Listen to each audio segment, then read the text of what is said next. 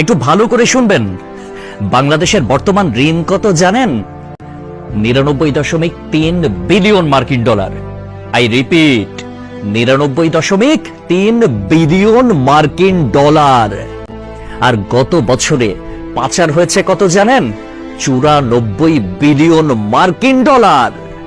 হিসাব করে দেখলাম, তিনি যেই টাকা পাচার করেছেন সেই টাকা দিয়ে মাত্র 697টা মেট্রো রেল, 397টা স্যাটেলাইট আর 36টা পদ্মা সেতু বানানো যেত।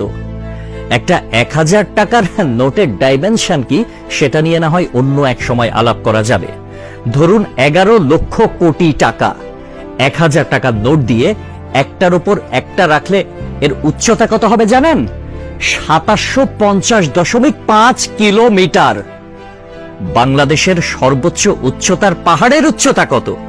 1063 মিটার।